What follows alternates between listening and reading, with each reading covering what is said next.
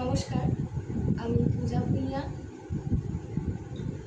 বঙ্গীয় সাহিত্য সংসদ থেকে সদ্য প্রকাশিত হয়েছে আমার লেখা গ্রন্থ আধুনিক বাংলা সাহিত্যে পরিবেশ চেতনার অন্বেষণ। বর্তমানে আমরা এআই এর যুগে বসবাস করছি।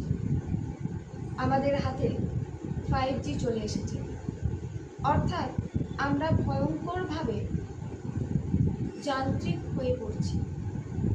আমরা যত বেশি যন্ত্র নির্ভর হচ্ছি, ততই যেন বেশি করে প্রকৃতির প্রতি অনীহা, অবহেলার পরিচয় দিচ্ছি। বর্তমান এই সংকটের পরিপ্রেক্ষিতে বা এই প্রসঙ্গের পরিপ্রেক্ষিতে আমার এই গ্রন্থ আধুনিক বাংলা সাহিত্যে পরিবেশ চেতনার অন্বেষণ, এটি নবীন গবেষকদের একটি উৎসাহিত গ্রন্থ অথবা সহায়ক গ্রন্থ হিসেবে বিবেচিত হতে পারে।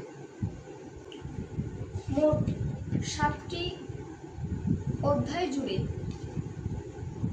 এই গ্রন্থে 7 জন স্বতন্ত্র আধুনিক লেখকের পরিবেশ ভাবনার প্রসঙ্গ উত্থাপন করা হয়েছে। বিভূতিভূষণ বন্দ্যোপাধ্যায় থেকে শুরু করে সমর সেন ও শঙ্খ ঘোষের কবিতায় কীভাবে প্রকৃতি আত্মশুদ্ধির ইঙ্গিত হয়ে উঠেছে, নাগরিক মানুষের শান্তির জায়গা, পিস অর্থাৎ শান্তির খোঁজে দুই কবি কিভাবে এক দারুণ দিশা নির্দেশ করেছেন, তা এই 2 অধ্যায় জুড়ে বিশ্লেষণ করা হয়েছে। এই গ্রন্থের পরবর্তী অধ্যায়ে 2 বাংলার 2 নারী লেখিকা তথা এপার বাংলার অর্থাৎ পশ্চিমবঙ্গের মহাশ্বেতা দেবী এবং ওপার বাংলা অর্থাৎ বাংলাদেশের সেলিনা হোসেনের কথা সাহিত্যে তুলনামূলক আলোচনা করে কিভাবে পরিবেশ ও প্রান্তিক মানুষ এক হয়ে গিয়েছে সেই প্রসঙ্গ উত্থাপন করা হয়েছে। এর পরের 2 অধ্যায় জুড়ে 2 জন শিকার কাহিনীর লেখক, শিকার কাহিনী অর্থাৎ হান্টিং লিটারেচার,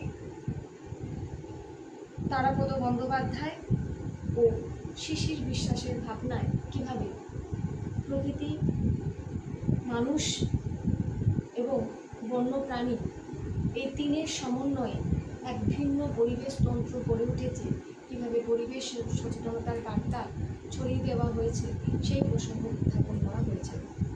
এবং এই গ্রন্থের শেষ অধ্যায়ে সম্প্রতি খুবই চর্চিত একটি উপন্যাস কল্লোল লাহিড়ীর ইন্দুবালা ভাতের হোটেল।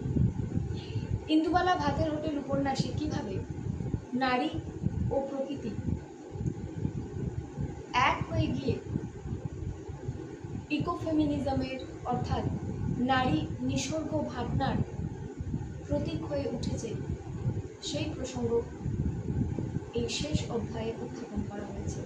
এবং উল্লেখযোগ্য যে এই গ্রন্থে যে 7টি অধ্যায় রয়েছে, সেই 7টি অধ্যায়ের শুরু হয়েছে বিভূতিভূষণ বন্দ্যোপাধ্যায়ের কথা সাহিত্যে নারী ও নিসর্গ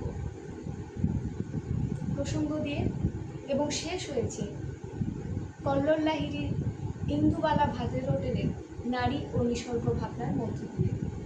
এই গ্রন্থের আরও একটি বিষয় উল্লেখ করতেই হয়, সেটি হলো এই গ্রন্থের মুখবন্ধ অংশ লিখেছেন কাশী হিন্দু বিশ্ববিদ্যালয়ের অধ্যাপিকা ডক্টর সাম্পাদ চক্রবর্তী মহাশয়।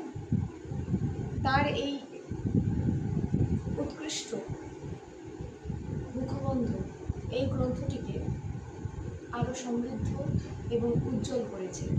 অতএব আধুনিক বাংলা সাহিত্যে পরিবেশ চেতনার অন্বেষণ এই গ্রন্থটি আপনারা যারা সংগ্রহ করতে আগ্রহী তারা বঙ্গীয় সাহিত্য সংসদ থেকে সংগ্রহ করতে পারেন। আশা করা যায় আপনারা যারা এই বিষয়ে আগ্রহী এবং যারা নবীন গবেষক তাদেরকে এই গ্রন্থটি নিরাশ করবে না।